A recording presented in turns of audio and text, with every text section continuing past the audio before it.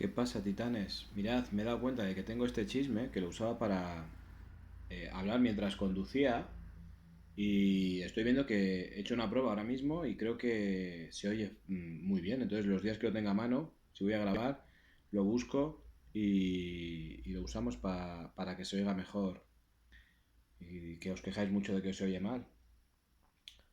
No sé por qué me ha surgido de repente la necesidad de... Bueno, la necesidad, las ganas de hablar sobre la muerte. Hace poco, cuando digo hace poco, creo que fue ayer, escribí un texto para mi Facebook, después lo he compartido en la comunidad de YouTube, que le estoy cogiendo gusto a esa pestaña, porque yo a veces publico cosas en Facebook, pero no tiene nada que ver. Facebook lo tengo para mis amigos, ¿no? Entonces, la comunidad de titanes va por otro lado. Entonces, algunas cosas a lo mejor es interesante y lo meto en la pestaña de comunidad. Incluso he subido algún párrafo al Instagram, La Forja de un Titán. Y bueno, eh, estaba rememorando un episodio que tuve cuando empecé a hacer artes marciales. Los que hayáis leído el texto en la pestaña comunidad sabéis de qué hablo. Llevaba poco tiempo, no sé, una semana o 2 semanas o a lo mejor un mes o 2 meses entrenando, no sé cuánto llevaba, pero llevaba muy poco. Y recuerdo que salía y oía a mi maestro hablar de Morihiro Saito, que era uno de los maestros herederos de la tradición de Aikido, ¿no?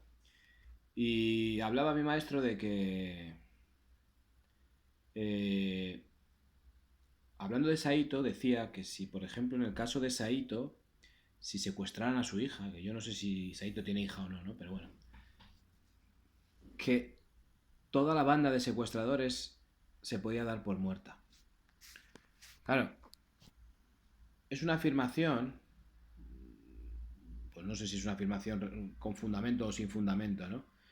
A nivel de realidad, no sé qué poder podría tener Saito, ¿no? Pero sí que es verdad que en Japón hay muchas formas de hacer las cosas, ¿no?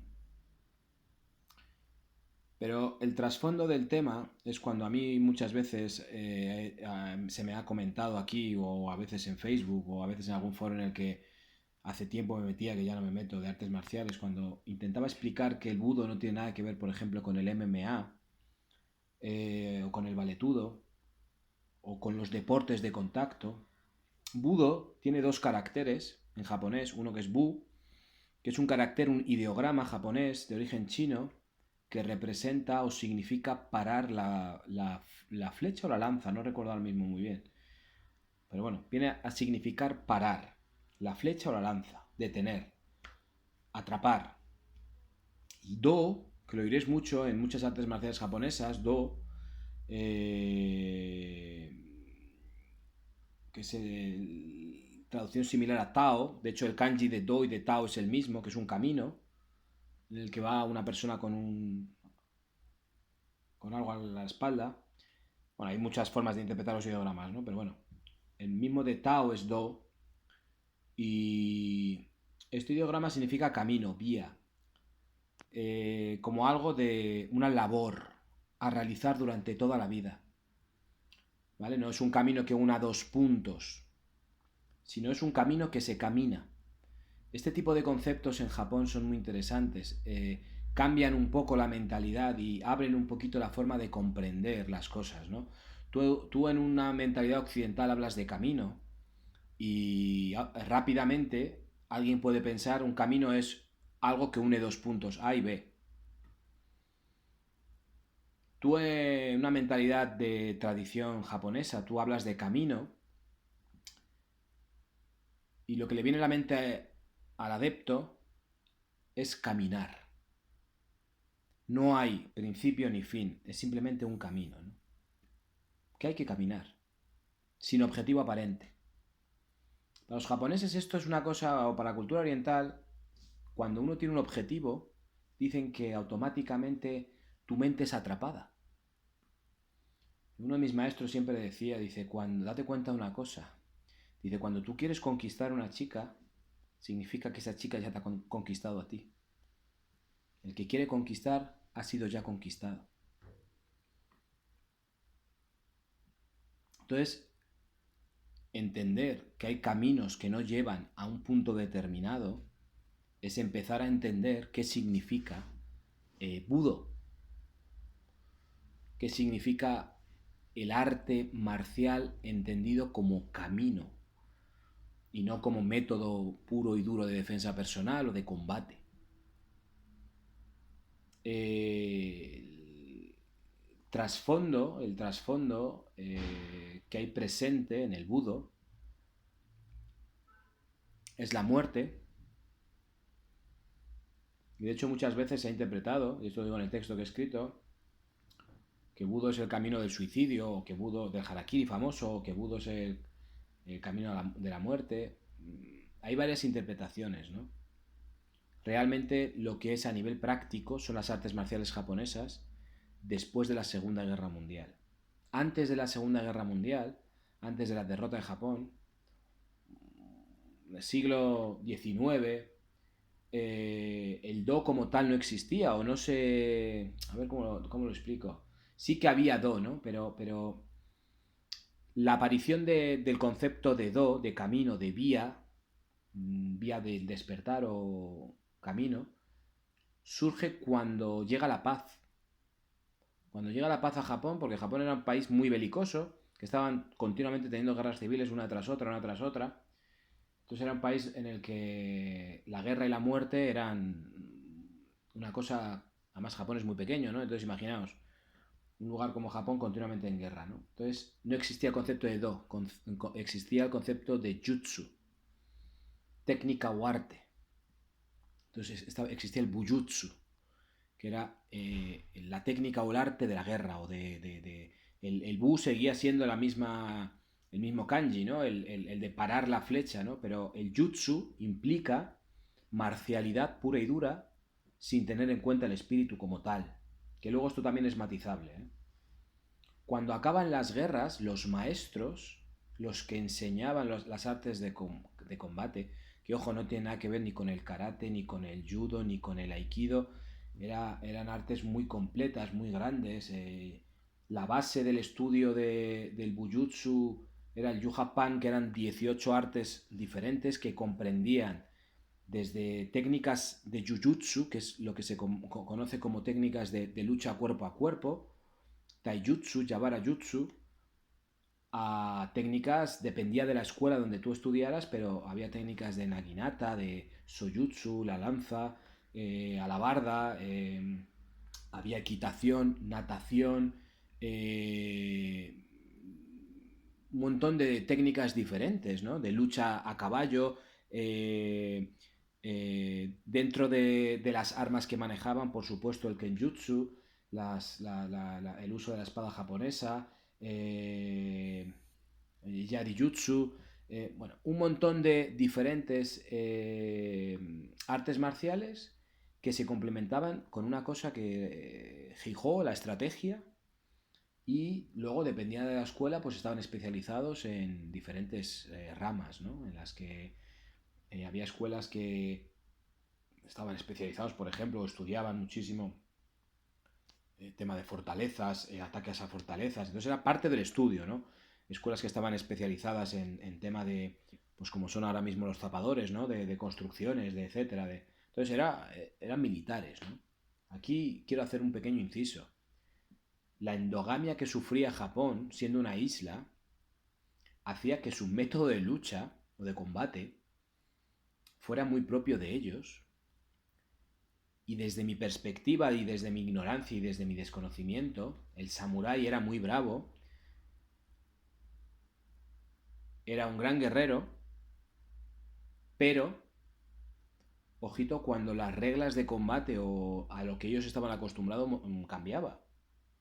Ellos no estaban acostumbrados a pelear con otras reglas que no fueran las que tenían y las que tenían ellos, y la forma de combate, de disposición de los ejércitos, de estrategia que ellos tenían. Cuando se les sacaba de eso que era lo habitual para ellos, no eran un ejército temible, ni muchísimo menos, ¿eh? Hoy en día hay mucha confusión cuando el samurái, un grandísimo guerrero. Bueno, un grandísimo guerrero, ponte a comparar con quién. Ojo con eso, ¿eh?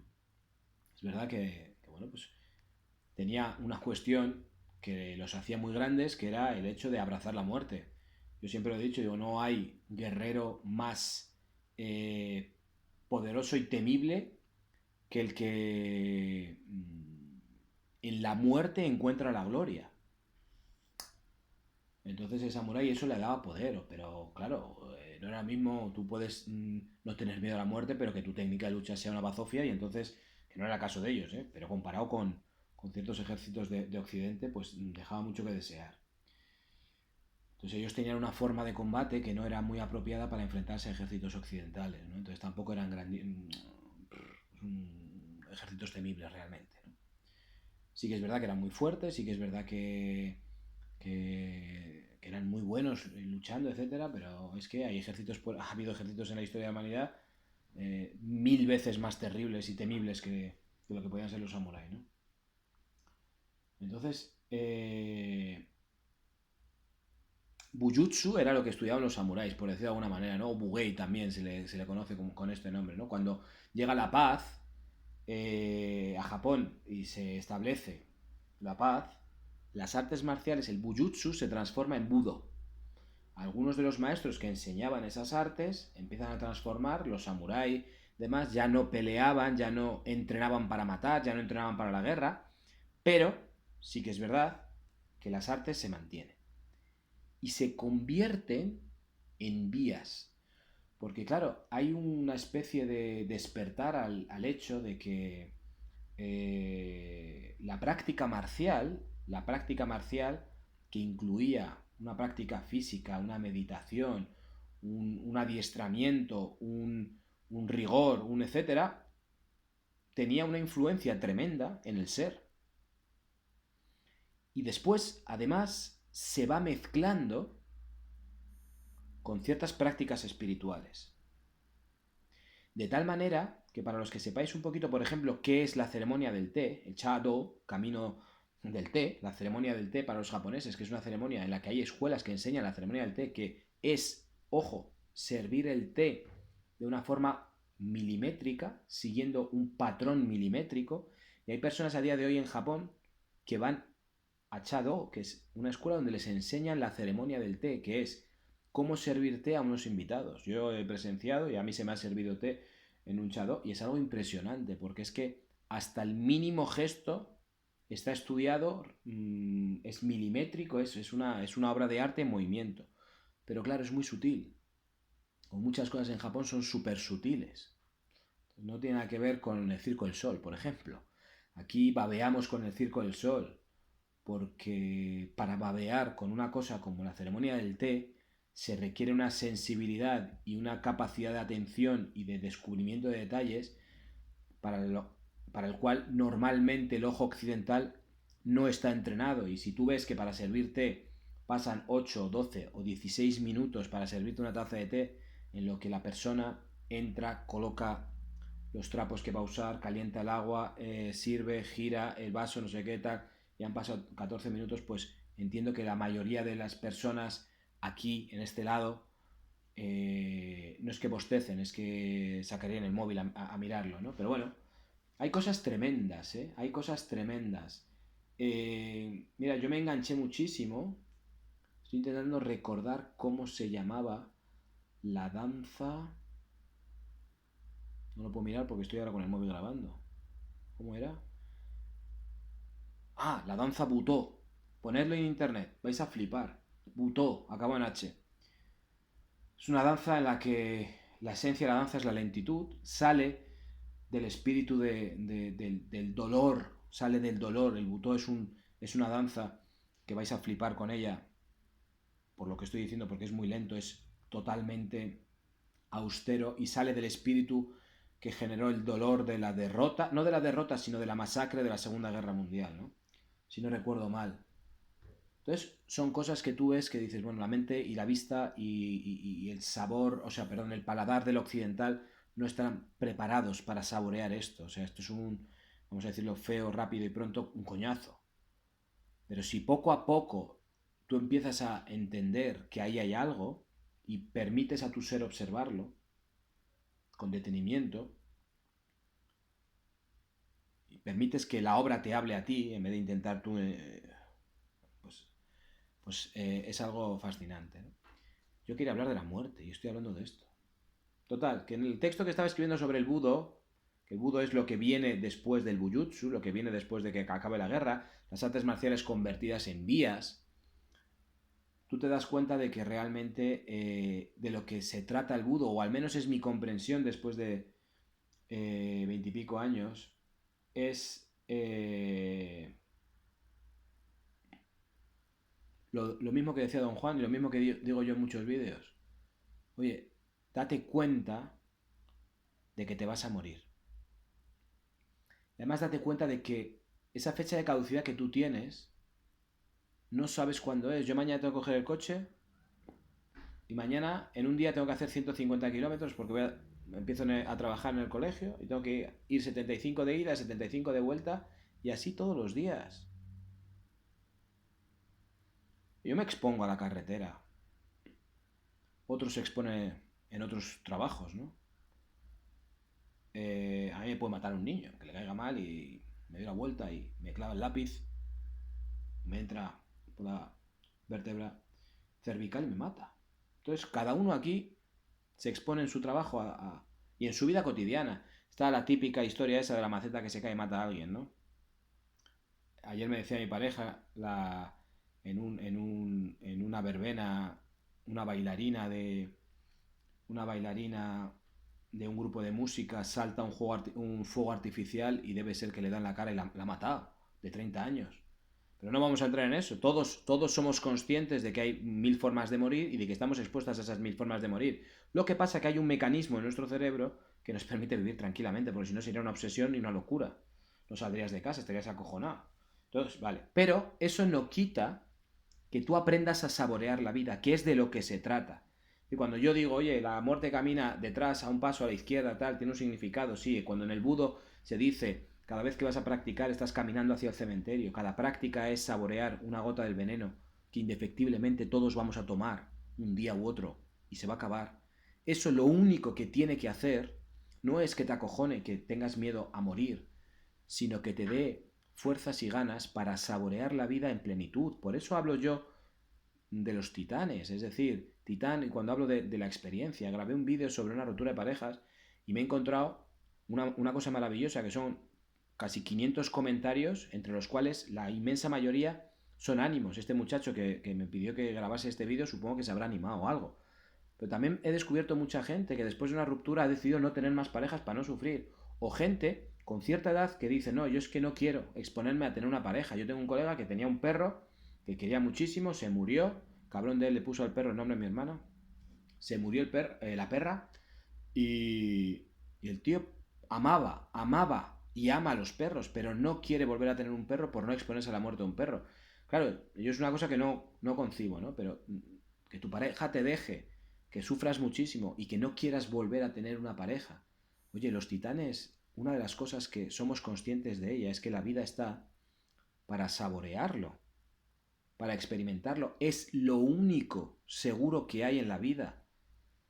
Tú no sabes qué hay detrás de la muerte, nadie sabe lo que hay detrás de la muerte. Lo único que sabemos es lo que hay antes de la muerte, que es la vida. Y la vida, hoy en día, en esta sociedad, es verdad que hay muchos problemas, etcétera, ¿no?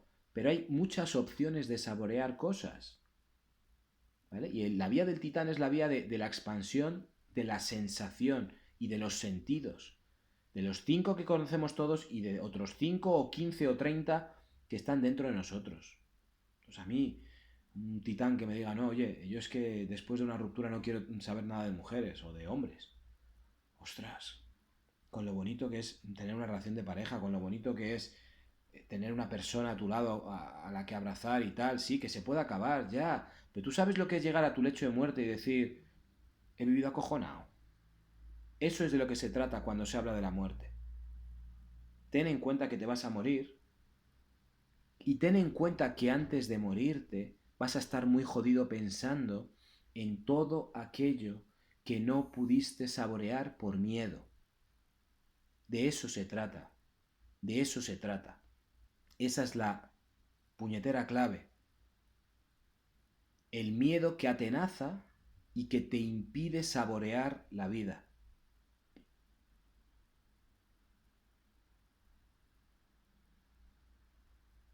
Entonces la muerte realmente es maestra. ¿Por qué es maestra? Porque es la que te dice, oye, vive, macho, vive, que yo estoy aquí. Que yo estoy aquí, vive. Y una de las peores cosas que hay es cuando uno entra en una dinámica de rutina que pasen los días. Y es terrible, yo recuerdo ya, esto pasa siempre, ¿no? Recuerdo cuando yo estaba en el colegio, había un compañero mío que se llamaba, no voy a decir el nombre, bueno, no lo va a ver, ¿no? Pero bueno, se sentaba a mi lado. Y este tío el lunes estaba contando las horas para que llegase el viernes, para irse de fiesta. Él decía irse de movida. Hacía así con los hombritos, decía, ay, irse de movida. ¿Y cuánta gente me he encontrado yo en trabajos que he tenido, que es que llegaba el lunes y estaban destrozados? Ahora mismo he visto un montón de memes de maestros que están jodidos porque vuelven al colegio, porque no sé qué. Gente que empieza el lunes mirando a ver cuándo llega el viernes, ostras, es un festivo. Y simplemente por no ir a trabajar, no porque ese festivo vayan a ir a ver auroras boreales, no, por no trabajar. Hostia, macho, vas a estar toda tu puta vida deseando que llegue el viernes. ¿Para qué además? ¿Para qué? ¿Para no ir a trabajar? Porque otra cosa no vas a hacer. Ah, no, es que salgo con la bici. Ah, ¿y qué haces? Nada, mirar el asfalto porque si miro hacia arriba me caigo. Voy mirando el asfalto y hago 120 kilómetros. Hostia. Ah, luego me tomo las cervezas. Ah, guay. Entonces, haz algo, ¿no? La idea es esa. El aprendizaje de la puñetera muerte es, oye, macho, que esto se te acaba.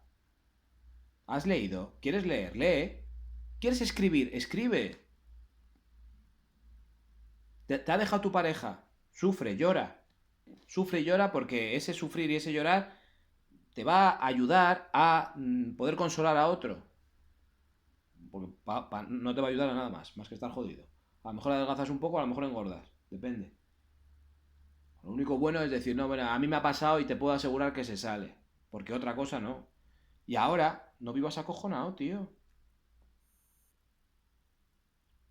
Tú sabes lo que es una mujer, ¿no? Macho.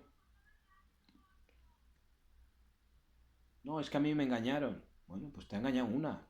No, es que todas las mujeres, tú eres tonto. Tú eres tonto. No, no todas las mujeres engañan, no. Hay mujeres maravillosas, macho. Hay mujeres maravillosas. No, es que esta me tenía. No. Las hay maravillosas. Busca una diferente, una que cuadre más contigo. ¿No? Hay gente muy. Hay mujeres que sí, que las habrá malísimas, igual que hay hombres malísimos. Por supuesto que sí, habrá de todo lo que tú. Vale, sí, lo hay. Pero eso no quiere decir que. No sé, si no das con una buena, el problema es tuyo. Me voy a callar. Pues nada, no sé si al final hablo de la muerte o no, ¿no? Sí, sí, he hablado de la muerte. A darle vueltas, titanes.